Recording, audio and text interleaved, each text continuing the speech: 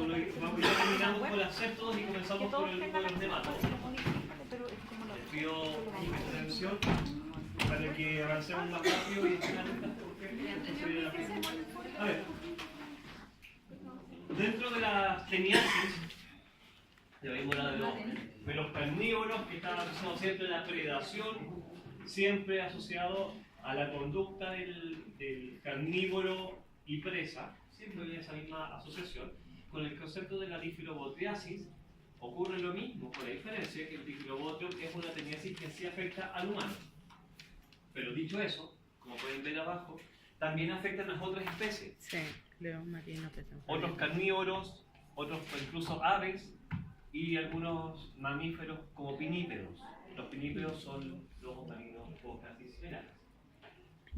Tres especies de Difilobotrium, que es el género taxonómico. Latus, que es el más conocido, Dendriticum y Pacífico. El segundo asociado más a agua dulce y el Pacífico a agua salada. El Latus puede estar en ambos casos. Aquí el concepto de la transmisión básicamente es el consumo de peces contaminados, que es el hospedero intermediario. Así que caemos en el concepto del consumo de peces crudos o mal cocinados y el carnivorismo de este caso, en este caso piscivorismo, si somos más estrictos. Piscivorismo. Estas son tenias primitivas. Si alguna vez, si se acuerdan lo que hablamos, que dije que había tenias o céstodos primitivos y otros verdaderas tenias, en este caso es dentro del grupo de las pseudofilinias o de la familia de las pseudofilinias. Tienen dos características que lo reconocen y son fáciles de entender. Uno, que presentan como elementos de fijación en su cabeza los botrios y botridios, que es una suerte como de surcos en vez de ventosas, pero la función es la misma, adhesión al intestino. Y la otra característica que también se reconoce es que estos tienen capacidad de liberar huevos al ambiente. Los otros lo que hacen es liberar proglótidas. Estos pueden liberar huevos. Y además, por la misma situación que no necesariamente tienen que desprenderse las proglótidas, logran tamaños bastante grandes. Estos pueden llegar a 20 metros de tenia. Eso es gigantesco desde el punto de parasitosis. El ciclo de las Difilobotrium, a modo general, es lo que están viendo acá, en donde se eliminan huevos al ambiente, desarrolla un estado larvario inicial que se libera del huevo, que se llama coracidio. Coracidio, ya. El coracidio es consumido por el hospedero intermediario 1, que es ese individuo. ¿Cómo se llama esa cosa que está ahí? ¿Qué? Eso que está ahí. Eso. No sé. Esa cosita que está ahí son crustáceos. ¿Plancton? Es parte del plancton. Son copépodos. Ah, ya, los copé. ¿Es como un cangrejo? Son crustáceos bastante pequeñitos. Parte del plancton, dentro de la ecología siempre son bastante abundantes. Y estos son el hospedero intermediario 1, que desarrolla la primera larva, que se denomina procercoide. Procercoide, la primera larva. Procercoide. Antes de. De manera que llega un pez Se lo come. que consume plancton, por lo tanto consume Crustáceo. Y desarrolla el estado larvario, y en él se transforma en el segundo estadio larvario, que se llama plerocercoide. El plerocercoide es el elemento infectante hacia los mamíferos piscívoros o las aves, según sea el caso. Pero falta un paso aquí que no le mencioné, que de aquí a acá, peces de mayor tamaño, que comen peces pequeñitos, también pueden portar el plerocercoide, porque esta actividad es cierta manera como un hospedero paraténico, es decir, se come el pescadito con plerocercoide y el plerocercoide acá queda migrando. Esa es la razón de por qué el plerocercoide lo podemos encontrar tanto en las vísceras, en el abdomen, no dentro de las vísceras, y también puede migrar hacia la musculatura. El plerocercoide es un estadio larvario bastante grande, que puede medir de largo 5 centímetros y de ancho alrededor de 5 a 7 milímetros. Así que es grueso, es grande, se ve a simple vista. Si ustedes van al mercado central o van a comprar marisco, vean las reinetas y siempre ve una cosa blanquecina que se está moviendo. Siempre yo la veo. En el mercado central o en ferias, siempre está, o en las caletas pesqueras. Yo no compré esos Y esa pescados. es una larva de tenia. Ah, larva de tenia, sí. Como 20 meses. Yo al jurel. El pliocercoide al largo 5 centímetros. ¿Y qué es? El jurel tiene unas patas Sí. como pasamos como de ese color. Miren eso. No sé qué son. Bueno, acá estamos viendo las vísceras de un pez. Esas son las gónadas, ese es los ciegos pilóricos y esas son las larvas. Pero esto es los estados iniciales de esta larva más pequeñita. Insisto, después crece y llega a ser bastante grande.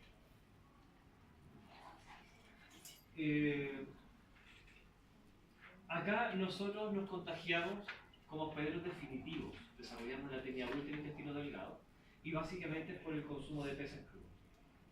Ceviche, sushi, sashimi o pescado frito, mal frito. En Chile, la casuística va asociada generalmente a eventos en la zona sur, el consumo de salmones y truches por pesca de río, o también por el consumo de peces de mar, pero que tiene estas conductas que se logra el ciclo biológico. Por ejemplo, la reineta, les reitero, es uno bastante frecuente que tiene. Frecuente, estamos hablando de un 24% de prevalencia. 20.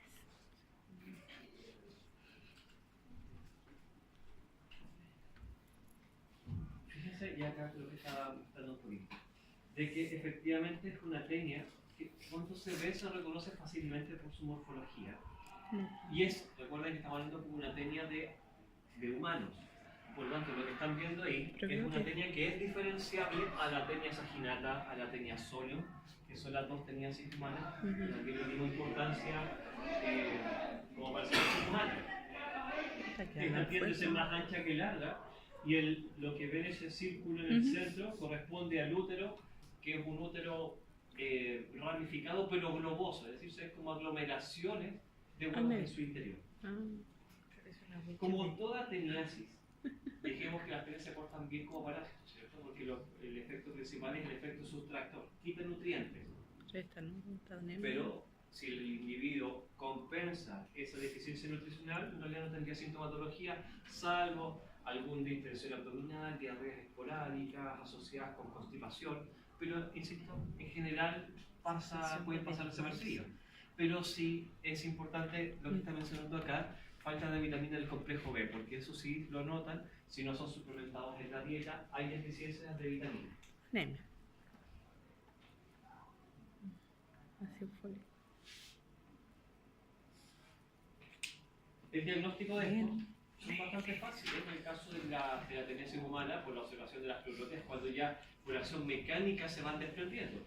En literatura se han descrito de difilobacteriasis de hasta 26 metros, dijimos que hemos llegado hasta los 20 metros sin mayor problema, así que el desprendimiento de los segmentos son fácilmente diferenciables con la fotosteniasis.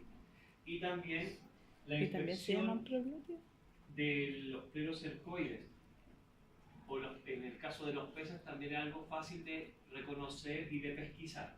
No es causal de decomiso, en el caso de peces contaminados, pero sí, obviamente la remoción mecánica es la forma prudente de hacer control de esto. Les vuelvo a reiterar, se ve grande, son grandes. En peces que tienen la musculatura de una coloración característica como los salmones, un gusano de 5 centímetros blanquecino se reconoce fácilmente. Esto cambia un poco en el caso de los peces de carnes blancas, donde ahí puede pasar desapercibido. Por eso la reineta, que se usa para ceviche en nuestro país, la corvina también, que cuando un blanco o rosado semitransparente, después cuando le agregan el limón se pone blanco. Entonces ahí puede confundirse. Además que el pleurocercoide tiene la capacidad de estirarse y contraerse, así que puede pasar desapercibido como un cubito de trozo de pescado.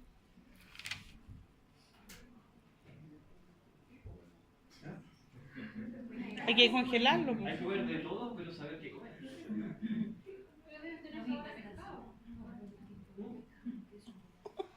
Bueno, Al fin y al cabo, esto, proteína. miren, 1,2% de prevalencia en humanos. Es baja, pero de 100 personas, una está positiva. Claro, No está no mal. es tan Eso es lo que está diciendo acá. Y en el caso de perros y gatos, no es tan poco. Y esto es importante. También importante en perros y también incluyamos zorros en la zona sur que tienen conducta de captura de peces en ríos, entonces también aumenta las prevalencias. Hace poco, este año, me enviaron fotografías de gatos positivos con bifidobongiasis del sur, preguntándome qué era, y dije, no hay ninguna duda de eso. Entonces imagínense una tenia de 10 metros en un carro, que ocupa todo el intestino y lo repleta. Nuevamente caemos en el concepto de... Sí, ya lo dijimos, como el temicida a elección, la dosis en humano es bastante más que en el perro, hasta 25 miligramos por kilo, pero dosis única. Y nuevamente con el concepto de la teniasis. Asegurarse que elimina el escole, que es la cabeza de la tenia, para que no haya... para que no siga quede nada creciendo o vuelva a crecer nuevamente. Así que es importante. Y lo que dice al final, vitamina si es necesario la suplementación del complejo B cuando la sintomatología sí, la cabeza, claro. ¿Qué comer? Lo mismo es cierto, ya sabemos cómo cuidarnos. Hay que congelar por 7 días. Ahora, ojo, si esta misma situación ya como experiencia del qué comer, hay colegas que trabajan, también saben de enfermedades parasitarias, directamente ya no comen merluzas, por los anisakídeos, por otros tipos, y tienden a comer peces que son como el salmón, que es más limpio, porque también se contagia de las mismas cosas. La única diferencia es que el salmón viene de matadero de salmones, por lo tanto la extracción mecánica la hace en el proceso de faenamiento. Entonces el producto fileteado que te llega ya está bien limpio, pero sigue siendo la misma situación. Reconocer un nucleocercoide en esas carnes teñidas es fácil. ¿Bien?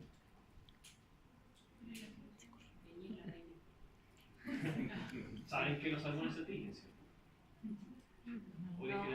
Originalmente el salmón tiene un color salmón, pero hoy día como es se le da alimento industrializado, las carnes no vienen con la pigmentación, por lo tanto se les da un pigmento para que logre el color deseado. No sabíamos. Ají de color. No sabía eso. El color Con ají de color. Qué bruto. Hablamos de que se desarrollaba entre los 10 y los 17 grados. Las temperaturas promedio sí. Lo que pasa es que en temperaturas más frías el colacillo no se desarrolla, el huevo no se desarrolla en colacillo, por lo tanto esto disminuiría. Por eso en la zona Tiene cara de no pollo, aparece es el tipo de rojito, diferencia. chiquito. Esa es la cabeza. Esa es la cabeza. Pollito. De cara de pollito. La Al carita medio. está con los ojitos, piquitos, la pierna, una cresta. No, más que perros de Una medio, en el sur es una cosa Es una que pulga. Sí. donde hay mucha trucha y se pesca. Tiene que ser Entonces pules y titanos. el concepto de los perros con teniasis es lo mismo que dijimos por No, la no. vaca y el perro y la oveja, es decir, la evisceración al perro. Parece. ¿Ya? Pero también, realmente, perros que sí tienen capacidad de capturar peces Tenidio. vivos o muertos o zorros, también es un problema importante de que animales silvestres que no tenemos cómo contenerlos. Ya. Hay una equivocación. Himenolepiasis. Inmeno. Mira, no es iminolepiasis, es himenolepiasis. Es una E ahí. Inmeno. Ah, ya, ok. Porque se denomina himenolepis. Ahí está himenolepis nana. ¿Ya? H nana. ¿Ya? A ver, aquí, alguna vez que lo veis, mi tesis de pregrado fue la himinolepiasis es una teniasis humana, pero también comúnmente las himinolepiasis llamadas como las tenias del ratón, porque los roedores también son hospederos definitivos, al igual que el humano. Esta es la teniasis más frecuente en el humano.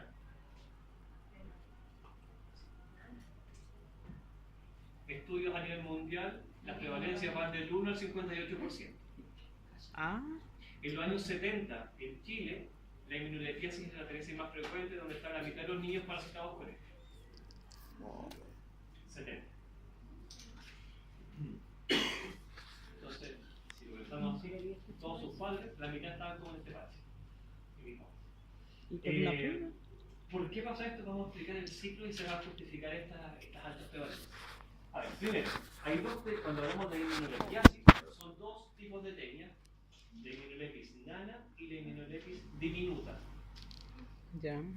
Acá están los dos, acá está escrito el ciclo en general. Immunolepis nana, pequeñita, 3-4 centímetros, y que el hospedero intermediario corresponden a artrópodos. Pero esta es la única tenia que tiene un ciclo directo. Yo les dije como concepto general, las teniasis tenían siempre un ciclo unidireccional, los hospedero intermediario definitivo. Siempre hay alguien que distingue en biología. Esta.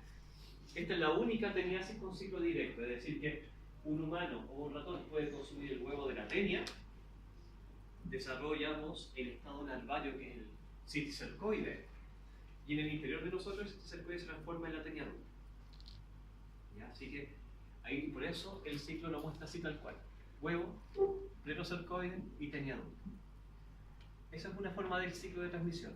Una segunda fase o forma del ciclo es lo tradicional: huevo, hospedero intermediario, siendo artrópodos como pulgas, escarabajos, hormigas, ¿sí?, que desarrollan el citicercoide, y por el carnivorismo, es decir, el consumo de la pulga o el artrópodo, nos contagiamos. Este es el ciclo tradicional de todas las teniasis. Y existe una tercera forma de transmisión, y ahí justifica las dos razones de por qué era la más frecuente, que se denomina una autoinfección endógena. La autoinfección endógena consiste en que el huevo de la tenia va bajando por el intestino delgado, y el huevo, por estímulos, no sé por qué, se rompe el huevo, se libera el embrión, se deposita el citicercoide en el intestino y se transforma de inmediato en una tenia adulta. O sea, ni siquiera alcanza a salir y ya se desarrolla. Entonces, estas situaciones permiten de que faciliten los contagios porque no necesitan hospedero intermediario. Por eso, transmisión directo es fácil de transmitir enfermedades. Claro, es una tenia pequeña, no va a tener mayor problema en cuanto a la sintomatología, es decir, aunque sean cargas para esta marca, si la comparamos con la otra de los 20 metros de tenia. Pero insisto, igual el efecto subtractor, exfoliatriz, que es lo mismo, va a quitar los nutrientes. ¿Cómo te conté comer una pulga en tu vida? ¿Cuántas veces te comí una pulga?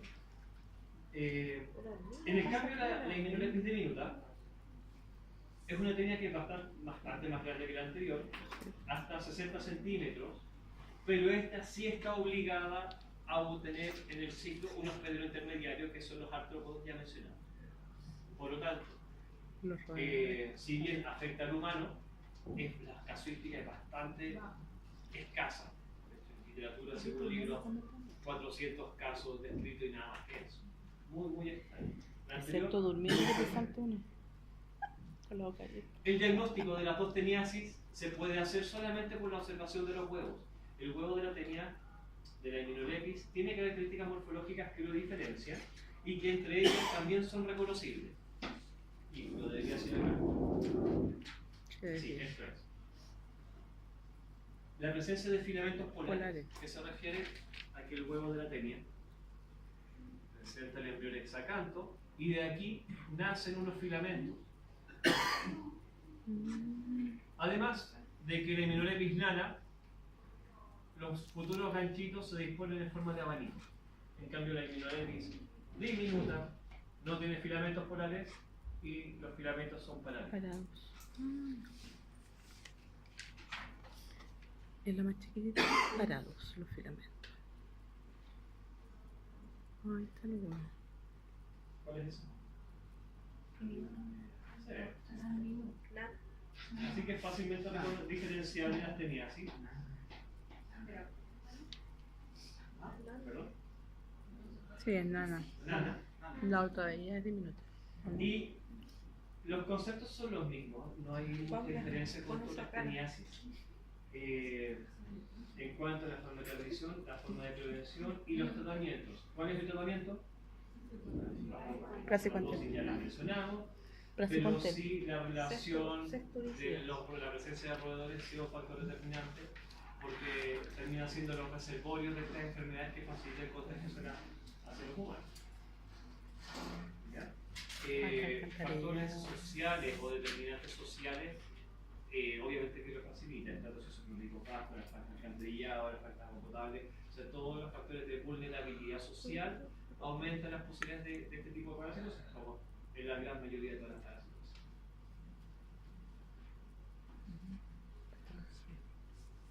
Ya mencionamos, la sintomatología es la misma, y creo, acá me quiero detener con algo. Eso muestra los cuatro conceptos. ¿Por qué ocurrían? ¿Te acuerdas? El paciente sabe que se relaja el esfínter en la noche. No, en este caso no. En este caso no. Porque en las anteriores sí, porque las tenía muy grandes y las personas eliminan proglótidas. Pero en este caso una tenía pequeñita, por lo tanto las proglótidas pueden pasar desapercibidas. Pero igual no le estaba, ¿o no? No. ¿Y por qué? Yo lo mencioné con la tenia saginata y con la tenia sólida, lo mencioné en ese momento. Pero ¿por qué habían factores de nerviosismo y irritabilidad? ¿Por qué las personas se veían más estresables al ver teniasis? Por el déficit de vitamina B. Sí, ¿y qué más? Y va por ahí. Y las deficiencias de minerales que son determinantes para el buen funcionamiento cerebral. Por lo tanto, las personas tenían alteraciones conductuales por déficit nutricional. ¿Ya? Entonces la pregunta es, ¿y los perros? ¿Tendrán cambios conductuales por También, teniasis? pues. Sí. ¿Debería ser? ¿Lo pesquisamos? No. Entonces, ¿es el perro enojón por un parásito y no por otra cosa? Síntomas.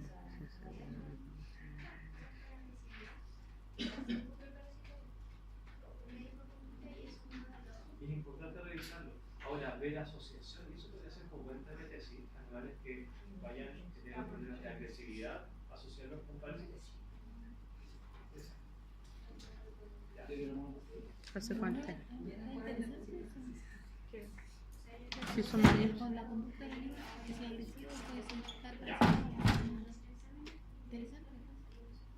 ¿Dudas con esas?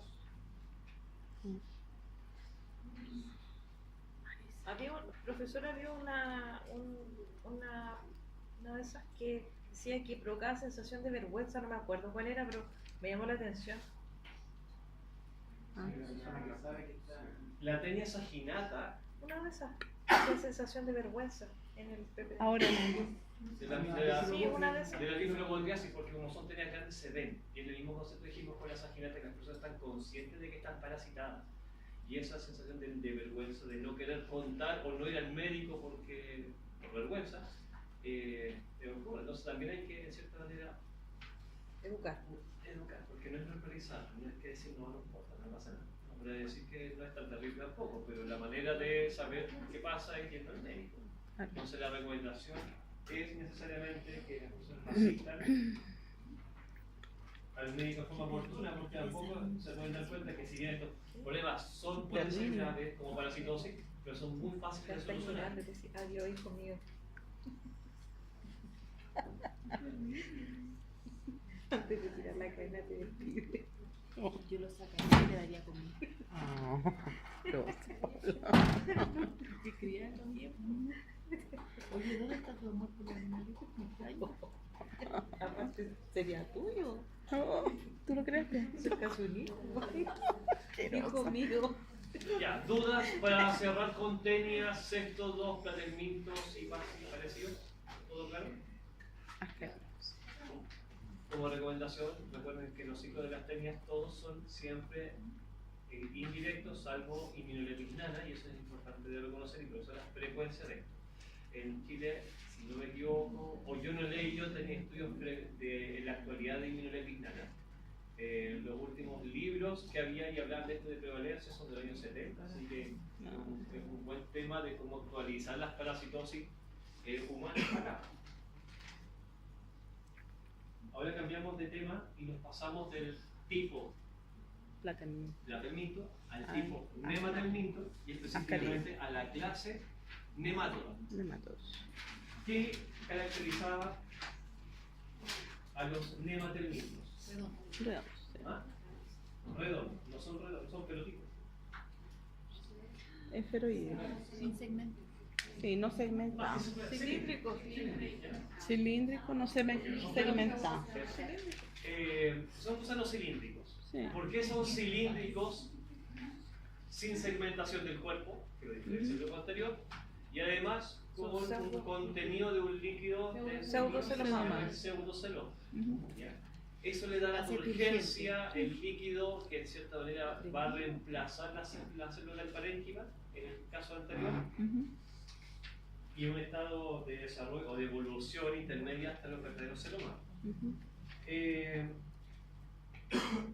Dentro de estos, vamos a comenzar con las parasitosis más frecuentes que nosotros vamos a reconocer al menos en nuestra Paralombricoide. el grupo de los Para- ascaris, Toxocarolina. que como pueden ver en realidad es bastante más amplio y dependiendo de la especie que estemos hablando, No. es un grupo bastante En abundante. ternero. No lo hemos visto. Familia Ascaridae. Todos tienen las características generales. Lo Ujú. mencionamos un poquito en la clase, del laboratorio. Ujú. Primero, decir que son especies específicas.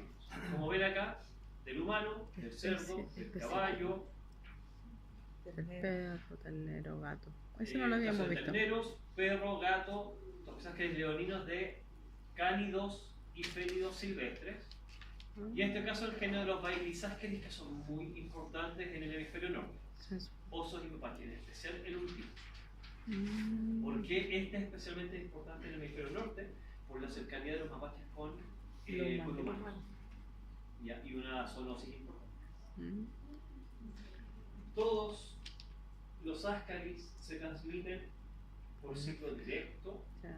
por el consumo de un huevo larval. Larva. Ese que está ahí. Sí. Oh. ¿Perdón? Huevo larval. Lo que pasa es que no tiene un nombre definido. Aquí ya se nos facilita un poco los conceptos. En el caso de los nematodos, Sí, sí, sí. simplemente el estado de desarrollo de la larva se describe como un número. Larva 1, 2, 3, 4, si existe un 5 depende de la especie, y el adulto. En este caso, el huevo larvado depende del libro, algunos dicen que es larva 2, otros dicen que es larva 3. Huevo larvado, Larvado, ¿no? me queda claro para que lo entendamos. En este esquema lo muestro un poquito. El huevo con un cigoto que va en desarrollo, este no es infectante, ese sí. Importante como conceptos en inglés, roundworm, que es como se llama los ascaris. Y la razón de eso es porque se enrosca. Ay. ¿Ya? Pues Ese es se el concepto. enrosca. ¿Por qué se enroscan? Porque es la forma de cómo aparearse. Recuerden que los ascaris, o sea, los nematos tienen un dimorfismo sexual siempre. Y una de las características que el dimorfismo sexual es que el macho tiene el extremo posterior curvo. Sí. ¿Ya? Donde tiene la cloaca aquí y tiene la salida de las espículas. Y eso lo usa para agarrar a la hembra para aparearse. Ujú. Ya no tiene un pene, por lo tanto tiene que unir la cloaca con el cuero genital femenino y eso lo hace agarrándose y aferrándose. Por eso se enrosca. Pero dicho eso, se puede entender que cuando va haciendo eso, y son varios la carga parasitaria, pueden producir cuadros de obstrucción intestinal parcial o total, y esa es la importancia del parásito adulto desde el punto de vista de la clínica de la enfermedad. Antes de eso, también sabemos que todos los ascaridios, o mejor dicho, casi todos los ascaris, desarrollan el ciclo de Lobos. Ujú. Y el ciclo de Lobos es un ciclo de maduración de la larva, que consiste que cuando el individuo afectado consume un huevo larvado, la larva se libera a nivel de intestino, pasa por sangre Ujú. para llegar al pulmón y del pulmón asciende a la glotis, es desglutido y baja nuevamente al intestino. A medida que va haciendo este ciclo, va haciendo mudas en el trayecto y cuando llega en estado de larva 4 al intestino, hace la última muda y se transforma en adulto. Así que es una prueba de madurez. Si no hace ciclo de Los, no se transforma en adulto. Y esto me va asociado un poco con